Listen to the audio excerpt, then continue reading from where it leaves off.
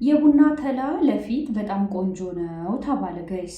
እውነት ነው ውሸት ነው የሚለውን ደግሞ እስኪ ዛሬ እኔ ቀባውና ከዛ ደግሞ ለውጥ ካለው ደግሞ ፊቴ ከነበረበት የሆነች ለውጥ እንኳን ካለችው እነግራችኋለሁ። እና የቡና ተላ ተቀብታችሁ የምታውቁ ልጆች ካላችሁ እኔ በህይወቴ የቡና ተላ ተቀብቼ አላውቅም፣ ግን በጣም ቆንጆ ነው የሚል ነገር ስለሰማሁኝ አሁን እየተቀባሁት ነው። እንደምትመለከቱት የቡና አተላ።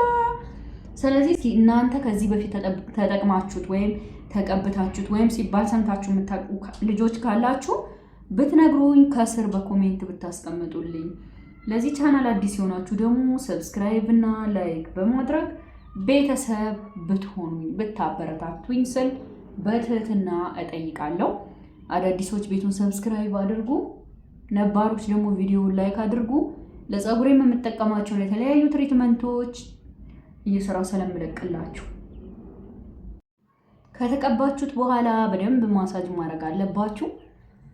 ከዛ ቢያንስ ለ20 ደቂቃ የፊታችሁ ቆዳ ላይ ታቆዩታላችሁ።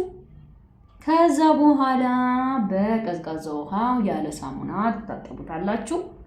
ከዛ እንግዲህ ምን እንደሚፈጠር ፊታችን ላይ እምናይ ይሆናል ማለት ነው። ግን የቡና ተላ ተጠቅማችሁ ወይም ተቀብታችሁ የምታውቁ ልጆች ካላችሁ ከስር በኮሜንት እንድታሳውቁኝ። ለፀጉራችሁ የተለያዩ ትሪትመንቶችን፣ ውህዶችን፣ ቅባት አዘጋጆቶችን እዚህ ቻናል ላይ ስለምታገኙ ሰብስክራይብ፣ ላይክ በማድረግ ቤተሰቡ ነው።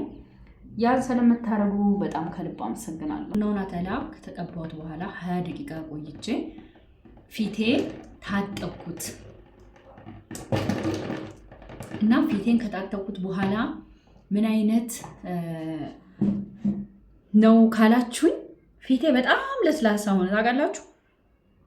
እና እስኪ ሞክሩት ውዶቼ።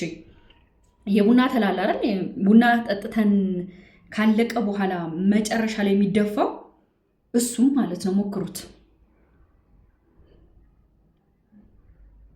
እሺ ውዶቼ ፍቅሮቼ። እና ሰብስክራይብ ላይክ ማድረግ እንዳይረሳ።